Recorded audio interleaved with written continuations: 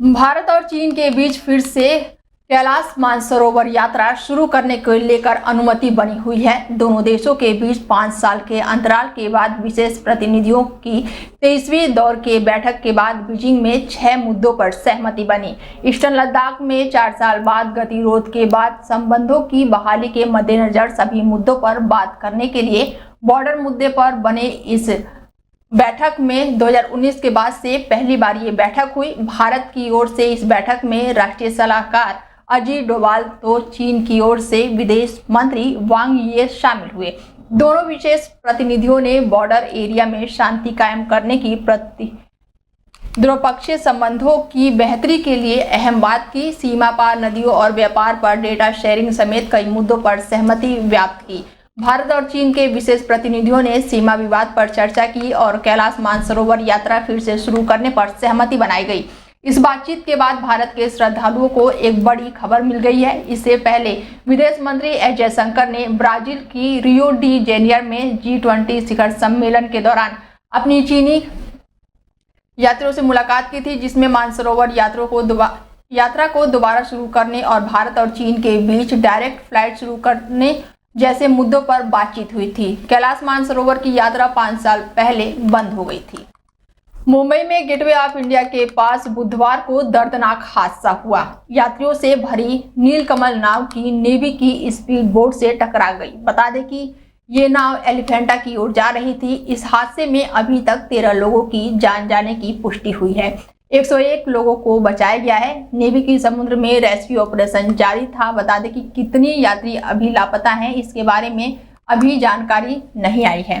CM Devendra Fadnavis ने कहा है कि हादसे की जांच राज्य पुलिस और नेवी करेगी। हादसे में मारे गए लोगों के परिवार को सरकार 5 लाख रुपए की मदद देगी। हादसे की सूचना मिलते ही तटरक्षक और समुद्री पुलिस के साथ नेवी ने रेस्क्यू ऑपरेशन शुरू किया। इस ऑपरेशन में नेवी के 4 हेलीकॉप्टर, 11 जहाज और साथ ही एक तटरक्षक नाव और समुद्री पुलिस की ओर लगाए गए थे। बड़े पैमाने पर रेस्क्यू चलाया गया और ये रेस्क्यू रात को 9:30 बजे तक 99 लोगों को रेस्क्यू किया गया। इन लोगों को नेवी और आसपास के अस्पतालों में भर्ती कराया गया। हादसे में अभी तक 13 लोगों के जान जाने की पुष्टि हुई है।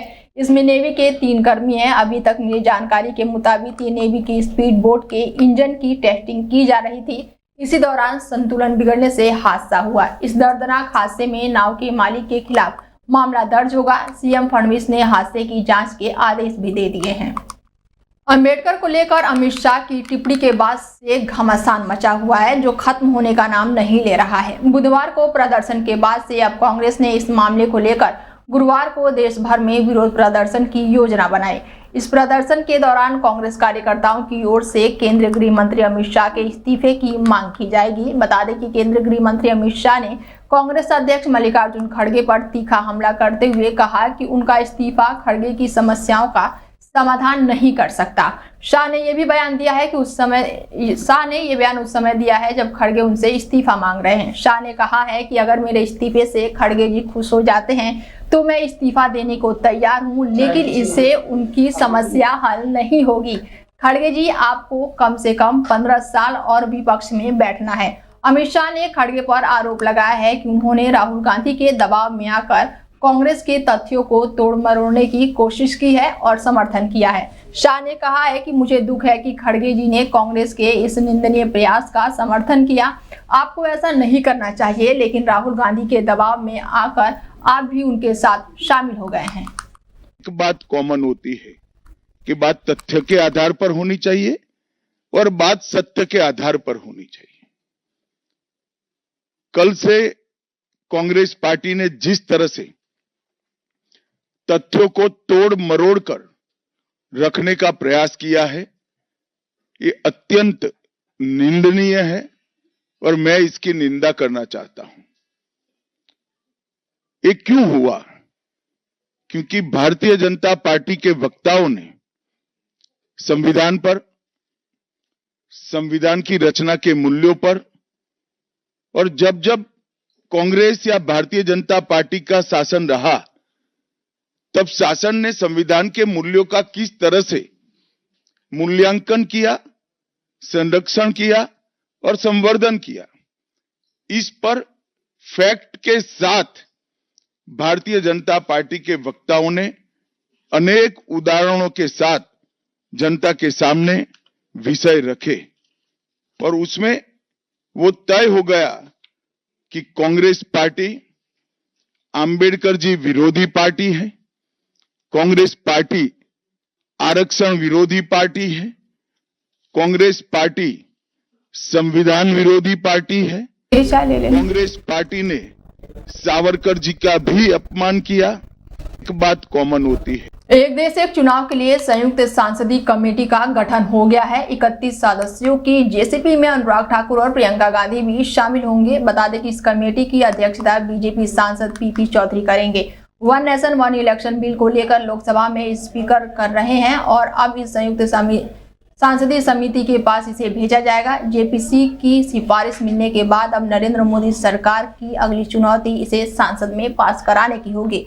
क्योंकि वन नेशन वन इलेक्शन से जुड़ा बिल संविधान संशोधन विधेयक है, इसीलिए लोकसभा और राज्यसभा में इस बिल को पास कराने के लिए विशेष बहुमत की आवश्यकता होगी। सरकार ने इस बिल को संयुक्त संसदीय समिति के पास भेजा है। जेपीसी का काम है कि इस पर व्यापक विचार विमर्श करना, विभिन्न पक्षकारों और विशेषज्ञों से चर्चा करना और अपनी सिफारिश सरकार को देना।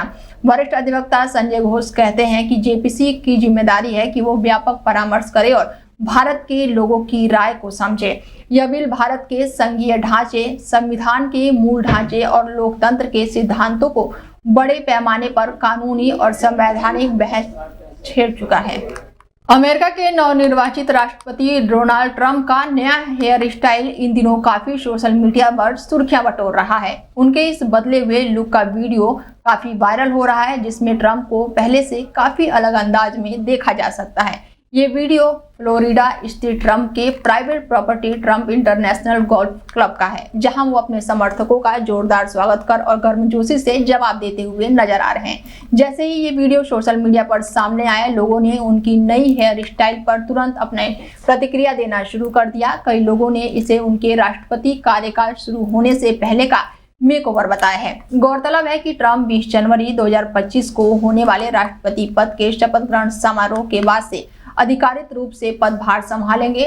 डोनाल्ड ट्रंप ने 2024 के राष्ट्रपति चुनाव में शानदार जीत दर्ज की है। उन्होंने कुल 295 इलेक्टोरल बॉन्ड हासिल कर डेमोक्रेटिक पार्टी की उम्मीदवार कमला हैरिस को हराया। बता दें कि 78 साल की उम्र में ट्रंप सबसे उम्रदराज राष्ट्रपति चुने गए हैं। इसके साथ ही वो पहले ऐसे पूर्व राष्ट्रपति बने हैं जो किसी आपराधिक मामले में दोषी ठहराए जाने के बाद भी दोबारा से व्हाइट हाउस तक पहुंचेंगे। बता दें कि डोनाल्ड ट्रंप की ये ऐतिहासिक वापसी और उनका नया हेयर स्टाइल दोनों ही दुनिया भर में चर्चा का विषय बना हुआ है।